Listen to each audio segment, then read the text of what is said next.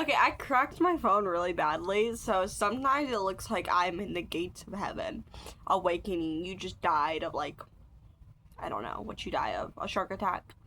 Brutal. And I'm welcoming you. Where's my journal? Okay. We're going to talk about the media I consumed this week. Here's the thing. Oh. Well, sure, I guess. Here's the thing. These videos are ultimately poorly made, and I stole this. I didn't steal. I wouldn't say I stole, but I got this idea. I really hate the little... Ugh! Okay. I got this idea from a girl on TikTok, and she does hers in, like, a very aesthetic, like, cutesy way. And that's just, like, not how I'm gonna do mine. Hers are better, though. I will, like, fully admit that. Hers are better. But I wanted to talk about the media I've consumed in the past couple weeks. In the past week. So I have a really bad habit of, like, I don't like silence. So instead of, like, letting myself think and, like, form my thought, I just say whatever comes to mind. And that's just who I am as a person. But this is all the things that I consumed this week. Yeah, if you, like, want to know my vibe, I've read 65 books so far this year. I watch a lot of television, I watch a lot of movies. The books I read are, like, pretty adult and mature. And then I don't read a lot of YA. Or if I do, it's, like, well-written YA. And I'm not going to say all YA is poorly written, because that's rooted in misogyny. I'm just saying a lot of YA isn't for me. Hold on, I have to burp. Okay. I will say, though, I read a lot of, like, adult stuff. I do not love, in my books, reading about teenagers. Here's the thing. Teenagers are insufferable, and they have every right to be insufferable. I'm a teenager. I'm 19. Do you know how hard it is to be, like, a 14-year-old? You have no control over what you do every day. Your parents decide everything for you. All your friends are evil because they're fellow 14-year-olds. Everybody at school is not treating you right because teachers hate their jobs. It's a really hard life. So I get that they're evil. I just don't want to read about that. But I do consume a lot of children's movie and television, so I'm going to tell you, like, the stuff I watched, but I consume a lot of movies. My big three right now are, Batman, Ninja Turtles, and Scooby-Doo. Those are my three hyperfixations. I also have autism, which will be abundantly clear when you hear about the media I've consumed this week. You'll be like, oh, like, you may, like, be doubting me now. You may be like, I don't know, you don't look autistic, which, like... That's a lie.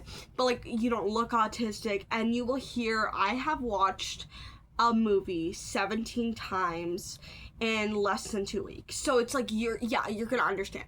However, I promise I do not only have little child, kiddish hyperfixations. The other hyperfixations are just things people don't want to hear about. For example, I feel very passionately about abortion. And by that I mean I'm pro-choice and will die on that hill, and it is actually so serious, and it is, like, I will not look a pro-lifer in the eye. You disgust me. But I just, like, either, like, the problem with, like, autism is like, for me personally, it's like I either have, like, really childish interest, and technically I wouldn't call Batman childish, some of it, not the Batman stuff I consume, but when people think Batman, they usually think kid.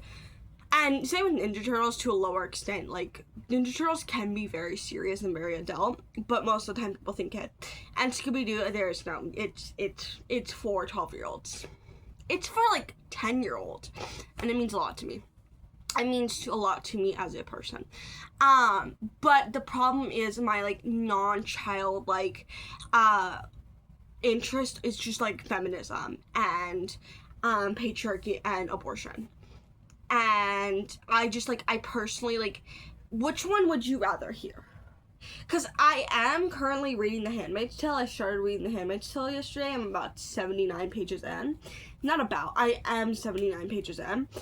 So, like, which one would you rather hear me talk about? Because technically in this video, we're going to be talking about both. But, like, I just, like, as an autistic person, like, what's, like, the more normal thing to speak about? Because those are the only things that I care about. I either want to talk about how there is no exception to an abortion being immoral or bad because it's a woman's right to choose no matter what, or I want to talk about Velma Dinkley. Like, please tell me what's more socially acceptable. Okay. Let's start off with the books I read. I only finished one book, and it was a comic book. Here's the thing. I don't hang around people who read. And so I just started, like, reading again this year. I feel very silly. I always say this. I feel very silly saying I'm reading for an adult as the first time, because that is technically true. I read a lot in late elementary school. I wasn't a reader until, like, late elementary school. Unfortunately, I started with the Harry Potter series. I do not condone that woman. I got rid of all the books.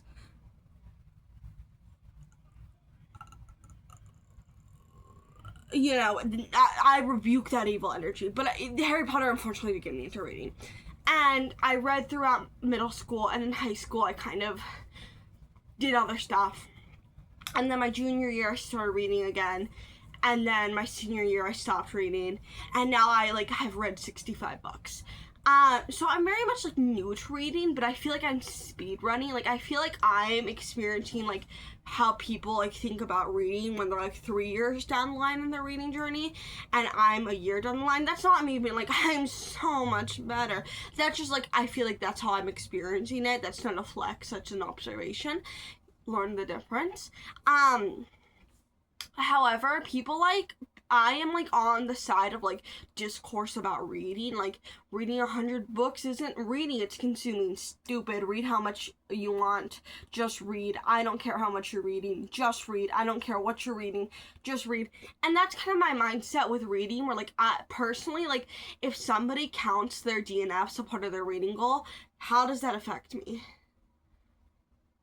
If somebody only reads comic books, how does that affect me? And I feel like we should bring that energy a lot more. I think if people cared about, like, each other, and instead of stupid shit like if women are shaving their legs or not, or like if they're reading 100 books, or like, you know, things like don't matter, and we actually like cared about one another as people and not just like stupid things, we would be so much more productive in society. And I have been on like the internet discourse side of social media, and it's running my brain, so that's why I kind of have an evil attitude. But the point is, if you're here saying my 65 books don't count because I've listened to most of them through audio, or because I read comic books and I count them, you can leave. You can leave. And I hope the door hits you on the way out. So, here is everything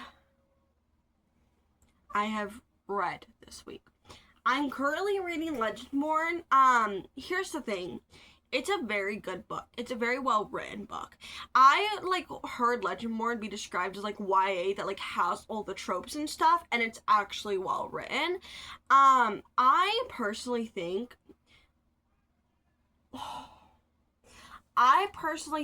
as fun as it is to have like a really shitty book, and sometimes it's YA, sometimes it's adult fantasy, but like a really shitty book that's like really poorly written, like Twilight, for example, and like it's so fun because it's so bad. I get that, but there are like, and it's usually white authors who are writing those, but there are like genuine like authors of color who are writing like actual good media and like tropey stuff that is actually good, and I feel like we don't appreciate that enough. And that's why one of the main reasons I want to read it. Also because one of my favorite books I read this year, it's literally my second favorite book I read this year, is Blood Moon by Brittany S. Lewis, and she herself compared it to Legendborn. Legendborn came out first, but she was like, if you liked Legendborn, you're gonna love my book. And I was like, well, I loved your book, so I'm gonna love Legendborn. I do really like Legendborn. I don't think I like it as much as Blood Moon.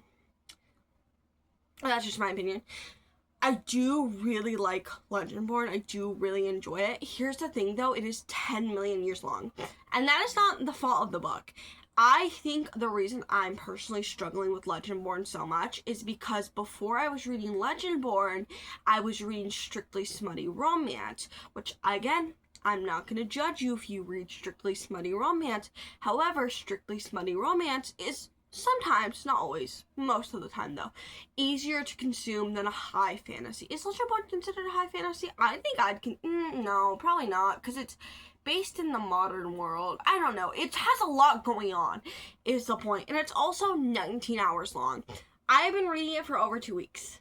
That is the longest I've ever read a book.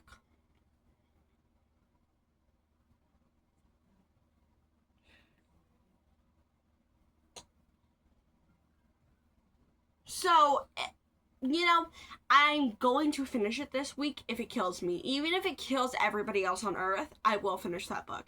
And honestly, if everyone else has to die, then that's a sacrifice I'm willing to make. So, why did I just gasp for air? Okay. The one book I did finish was a comic book, and it was, Batman Gotham by Gaslight Kryptonian Age. This is a series. Okay, a spoiler for the movies I've been obsessed with. I have watched Gotham by Gaslight, the movie, 17 times in less than 2 weeks. I'll just leave that in the air for a second. Does the autism make sense now? I'll tell you about Gotham by Gaslight. Actually, no. Gotham by Gaslight is based off a comic, except the comic and the movie are, like, completely different. But the thing that, like, makes them, like, the same is that is Batman versus Jack the Ripper. But in the comic, it's a different guy who's Jack the Ripper. In the movie, it's another person who's Jack the Ripper. Like, they're separate people. They're not the same person who's Jack the Ripper. It also, like, has a complete different plot in the movie. I watched the movie first, and I fell in love with it. So I was like, I'm gonna read the comic. The comic was fine. I was like, this is boring. My problem with, like, older comics is that I feel like there's such a disconnect, and I feel like there's no, like, I'm not connected to anyone. Like, I don't care about anyone. And that's how I felt about the second book, and, I believe, okay, I don't know when Gotham by Gaslight came out, but I believe Master of the Future, which is the second book in the series, came out in 1972. Quote me if I'm wrong, I believe so. And I read that book, and I was like, yeah, it was fine. So I finally get to the third book, and I'm like, you know what? I don't have any expectation. If it sucks, it sucks. And then I started to really like it. The first, like, 20% of this book was so good. It felt like it had so much more depth. Like, not emotionally, I guess, but, like, it had, like, much more interesting plot than the other two. It was really good. However, I kept introducing characters, and I get, because what they're building up to is the last book in the series. The Kryptonian Age came out in 2024, and then League of Justice, I believe is what it's called, which is the last book in the series. I don't know if it's the final book, but it's the most recent book in the series, came out in 2025. So, like, I get they're leading up to, like, a Justice League, like a Gotham by Gaslight, like, Justice, like a Victorian Age Justice League. I get that they're leading up to it, but, like, this was a Batman comic, and there was, like, maybe 10% Batman, and, like, 90% a million other people who were doing a million other things, and there were so many plot lines, and I didn't care for any of them. When I read a Batman comic, I want to read about Batman. Right. When I read a Batman comic, I want to read about Batman. So it really upset me that there was, like, Batman in the beginning of the book, a little bit of Batman in the middle of the book, and then tiny bit of Batman at the end of the book. And that was all the Batman we got. I'm like, I don't care. I think the fun thing about comics is, like, there's so much, but I'm definitely in my, like, baby comic book phase where, like, I only care about Batman. I only care about Jason Todd. I only care about Tim Drake, Dick Grayson, Damian Wayne, Stephanie Brown. I only care about them. I don't care about anyone else. So, like, I like Catwoman. I like everybody who's related to Batman or is Batman. I don't care about anyone else. Anybody else. And so it did, like, ultimately very much upset me that I was just trying to read my Batman comic and, like, Lex Luthor's insane. To me, like, I thought the worst villain in the DC universe was Joker, because, like, he was the ambassador of Iran and death of the family. Like, it gets bad with him.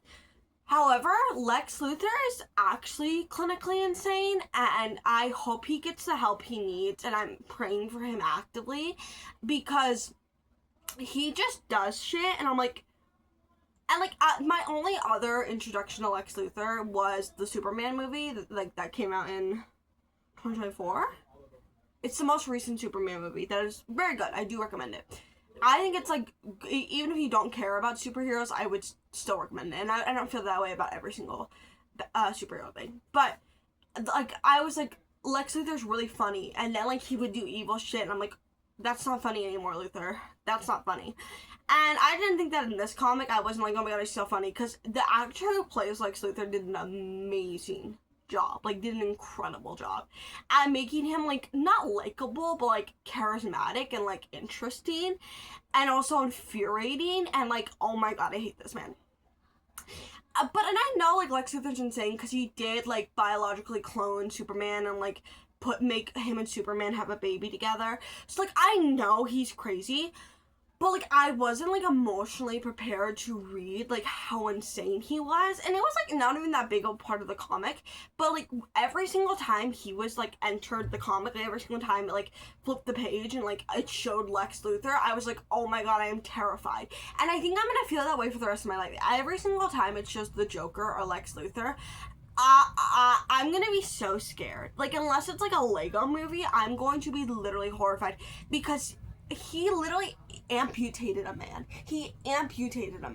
I was like, that is a terrible, like, Lex, you can't do that. And, like, if you're like, oh my god, really? You're just now realizing how evil Lex Luthor is? I'm sorry, I didn't know. But, like, he is, like, I thought he was just, like, this funny, weird, bald guy who was just kind of evil and, like, rich. I didn't know he was, like, truly, like, Satan himself. But yeah, my only other thing I really had to say about the comic is, like, where was Batman? It says Batman, Gotham by Gaslight, Kryptonian Age, and then it had, like, 2% Batman, and I was like, where's my boy Bruce Thomas Wayne? So I did not appreciate that. I did not love that. I did not enjoy that. However, am I going to read the fourth and final comic knowing I'm probably not going to like it? Yes. I don't usually do that. I don't usually go into media and saying I'm going to dislike this, because I think it's extremely infuriating when people either read a genre they don't like, read a trope they don't like, go into media assuming they're gonna hate it, and then they hate it because they knew why they were gonna hate it too. Like, they knew exactly why they were gonna dislike it, and then they hate it, and then they're like, I hated it. It's like, so I will not make it everybody else's problem that I dislike this comic. However, I know I'm going to dislike the next comic. I just have to. I can't read 3 books out of this, especially for a comic. I can't do that. I have to finish it. And then I started The Handmaid's Tale. I am going to give myself 3 minutes. I'm at 18 minutes right now. 21. I'm going to get to 21, and that's what I'm going to give myself to talk about The Handmaid's Tale. Okay. I picked it up. Where is it? I picked this book up from a library bookstore for $1. Shout out to the libraries for making reading so accessible. I am not a big physical reader. I've been flying through this book. I know I said I'm only 79 pages in. 79 pages in a day is literally incredible for somebody who hasn't read a physical book since March. Like, that is incredible. I am loving this book. It is so good. I also love annotating. I'm not a big physical reader. However, I do think the best part of physical reading, and the part that makes it better than audiobooks and ebooks, because I also love an ebook. I'm an audiobook girly at heart, but I also love an ebook. But I love annotating. I love, after finishing a book, getting to look through it and seeing all your annotations. That is the best feeling in the world. That is incredible. There are so many books of mine that are so precious to me that if my house lit on fire, I would save, because because I fully annotated them, and it just makes reading it, like rereading it, more incredible. I love it. So I'm annotating it. What hooked me on this book is last night I was like, oh my god, I should read The Handmaid's Tale, because Legendborn is taking a long time, and I just want, like, this is not a palate cleanser, but like something I can just like focus on that isn't Legendborn. So like when I'm not reading Legendborn, I can still feel productive, because it's harder to feel productive when you have a slower, like you're slowly working through something, if that makes sense. I'm gonna give myself 2 more minutes. I'm sorry, I love this book. I have to talk about it. So I started it last night, and immediately I was like, okay, I'll just like read like the first chapter and see how I feel. I read the introduction. This book came with an introduction. I don't think the original came with an introduction, obviously, but like this copy, which I believe came out like sometime after 2019, because it has the testaments on the back. This copy came with an introduction by Margaret Atwood, and it was so incredibly written, like well written, and genuinely, like reading that, I was like, I am going to love this book. This is going to be my top 10 books, and I still believe that. I absolutely do. I don't know what's going on. Like, I really don't know. All I know about this book is that women are used as, like, to bear children, and that's all they're used for. Which isn't, like, that is true, but, like, that's true to an extent. And I know she, like, at least I think she escapes. I don't know anything else. I wasn't aware of all the mystery that would be in this book. There's, like, such a mystery aspect. The thing that surprised me most about this book, though, is I thought she was, like, raised up in this world. I thought she was raised in a world where, like, women had 0 rights, and the only time they were ever, like, used was to be bred, for lack of a better term. They were bred. Which is disgusting and immoral and terrible and awful. But that's all I thought about. So I thought she was read in this world. So I thought she was going to be a very unreliable narrator, because she was so brainwashed that she was like, how I thought it was going to go is like she would say something absolutely batshit crazy, cuckoo, bananas, insane, but she would say it like it's completely normal. And then as the reader, you would have to infer and be like, that's cuckoo, bananas, batshit crazy, insane. Oh my god. But she's not willing to admit that. That's what I was expecting. She had a whole life before she became a handmaid. A whole life. She had a daughter. Spoilers. She had a daughter. She had a husband. She was having an affair. Her husband was married before her, and he was cheating on his wife. Like, they're so, like, I don't know. I'm not saying she's not innocent. I don't like using the term, like, innocent, but I thought she was gonna be, like, so brainwashed, and so, like, this is all she knows, and so, like, she would slowly unlearn this. But she is, like, very rebellious, and she's, like, very much many acts of rebellion against the society she's living in, and it's just such an interesting concept, and it's so well written, and I don't know. I've never really read a book like this. The closest I can compare it to is I Who Have Never Known Men, which is in my top 10 books of the year, because I Who Have Never Known Men is an incredible fucking book, and I loved it, and it's so good. I also, like, purely because it's a dystopian, it reminds me of The Hunger Games. That's really the only correlation. But yeah, I expected her to be, like, so brainwashed, like, we would have to read between the lines. The only way she's an unreliable narrator isn't because, like, she's, like, saying batshit crazy things and saying it like it's not crazy. The way she's an unreliable narrator, why do I keep saying that word wrong? Narrator, is because she'll say something batshit crazy, but not about the current. She'll say something crazy about the past, and you're like, what does that mean? And she just won't explain, because, like, obviously she's not going to explain further, because that's the point of the book. The last thing I'll say, I know I went over my time. I'm sorry. The last thing I say is I think this talks about grief in such an interesting way, where, like, I think the concept that it's, like, talks about, I'm only 79 pages in, but there was one point that, like, I will remember this specific line forever, where she's like, I saw, like, the hand towels, and the hand towels looked so normal. Like, hand towels have always looked like that. Even in my past life, they looked like that, and it made me feel like maybe not much has changed. Like, maybe, like, that past still exists. And I think that is such a good description of grief. Like, I think that's so, like, well done. And, like, yeah, that's how grief feels. It's like, so much has changed, but you'll, like, eat the same food you've been eating for like 12 years, and you're like, okay, maybe not that much has changed. And I think that's such an interesting, like, the writing is beautiful. And I just think I didn't expect the character to be as, like, intelligent. And I know that makes me kind of sound like a bitch, and, like, I'm fully willing to admit, like, that makes me sound like a bitch. But I did not expect her to be, like, as intelligent as she is. She's very smart and very clever, and I have a lot of respect for her. And I genuinely, like, am rooting for her. And I was gonna root for her either way. I'm gonna root for any woman, and even if she's, like, a terrible person, any woman who's getting sex trafficked, I'm going to root for. I don't care. But I didn't expect her to be rooting for herself. So I'm really enjoying it. I am a big feminist. Feminist literature means a lot to me, and I don't read nearly enough of it just because it makes me sad.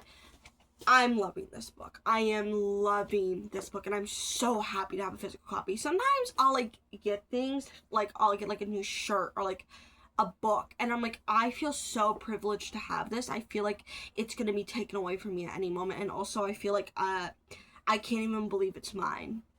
And you can psychoanalyze me, with that information if you want to. That's all I'm gonna say. Anyways, TV shows. I finished Gravity Falls. I had been watching Gravity Falls for, like, about a month. I think, like, not, like, maybe a little over a month, like, not much. I didn't film a video. Usually when I finish a TV show, I try to, like, film a video about my thoughts. I didn't film a video because this is my third watch through, and I just don't have that much to say. My main consensus when it comes to Gravity Falls is I like it. I think it's a really good show. I think it's a really well-written show. I just don't think I like it as much as other people. I think some people, Gravity Falls is, like, their show, and they know all the lore about it, and they love it. I do have Journal 3, and I do plan to read it soon because I do want more. I will say the fact that the show got canceled, it does leave you want, like, it had a cohesive ending, but, like, you want more. Like, you definitely want more. I'm also going to be reading the Book of Bill, but I'm going to start with Journal 3. I can't stand Bill. That's another thing. One of the reasons I don't like Gravity Falls, like, as much as other people, is I hate Bill. He's so annoying. I don't think he's charismatic. I don't think he's charismatic. I don't think he's interesting. However, I will say, since Book of Bill released, I have, like, I never thought Bill and Ford as, like, lovers, which they are. They're toxic yaoi. And I'm not a straight girl. I'm not straight, but I'm not a straight girl who throws around the word yaoi at every minor inconvenience. No, those two, if Bill was a human, they would have explored each other's bodies. Like, they're in love. So watching the Weirdmageddon, like, the final Weirdmageddon, like, the 3 episodes, and just thinking about how much Bill probably just wanted Ford to come back into his life was extremely funny and joyful, and I enjoyed it. I did enjoy it. However, yeah, I like the show. I think it's a good show. I don't think I'm gonna rewatch it again for, like, another couple years. Like, however, there are some really solid episodes. Some of my favorite episodes are the mermaid episode. That is such a good episode. Golf Wars, such a good episode. Why am I forgetting it now? My favorite episode is the Northwest Mansion episode. That is my favorite episode since the show came out. I love that episode. Also, Stan and Ford's relationship makes me filled with so much grief, I can barely move. It's a really good show. I do recommend it. It's just, like, not my show. I personally prefer Scooby-Doo Mystery Incorporated. Because I think it's a better show. Maybe not a better show, but it's my preferred show. It's a good show. It's very well written. My big criticism is I don't think the female characters are always written with, like, grace and, like, as much respect as the male characters, and I think the creator Alex really struggled to write a female characters, like, without a male centering her, like, character arc. And I do think there's, like, it's kind of misogynistic. And I think there's some toxic masculinity, but overall I think it's a really good show. Like, I'd give it, like, a 8 out of 10. It's a really good show.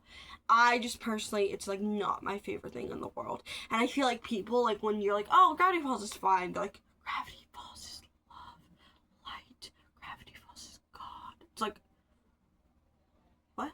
And now my next show that I'm focusing on, that I started watching around the same time as Gravity Falls, is Batman Beyond. I have the whole thing on DVD. which makes me extremely happy. And I'm so excited. And I love Gravity Falls. No, what? I love Batman Beyond. It's so good. I'm gonna try to finish season 2 this week. It's extremely fun. It's extremely fun show, and it's really. I'm not gonna talk too much about it because like we don't have time. But it's extremely fun show. If you love Batman, you will like it. If you love sci-fi, you will like it. If you like futuristic shows, if you like shows made, it was created in the 1990s. If you like that vibe, you will like it. And then for movies, I watched DC Family Matters, which is like a Lego Batman movie about Jason Todd.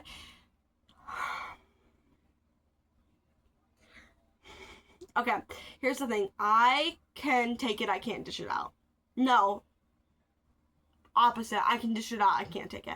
When they're making fun of Dick Grayson and calling him a cocky little whiny baby who only cares about his trust fund, I'm laughing. When they're making fun of Batman, saying he's a stupid idiot loser, I'm laughing. When they're making fun of Harvey Dent, who I love, I'm laughing. When they change Jason Todd's backstory, instead of him being brutally beaten to death, to him being addicted to gaming and he quit being Robin because he's a gamer, I'm not laughing. I'm actually not laughing at all. I'm actually pissed. That was my gripe with this. It was fine. It was fine. It's not as good as Lego Batman, but it's not bad. I actually got 11. I got a case of 11 Lego DC movies from the library, and I'm going to slowly be watching all of them. So that's one of them. I actually got it separately, but it is in the case, so it's like that's one off the list, so I technically only have 10 left. I only have 10 left. But yeah, this movie is, if you like making fun of Batman characters, you will enjoy it. I watched Muppet Treasure Island. This is a rewatch. I just wanted to rewatch it because I wanted to put it in my media journal. I'm trying to watch all the Muppets movies, but I'm trying to watch them all on DVD. So, slowly making my way through them. And then I watched Scooby-Doo Zombie Island, today. Because it's gloomy outside, and it felt right. And then I watched Gotham by Gaslight 10 times. I've watched it 17 times.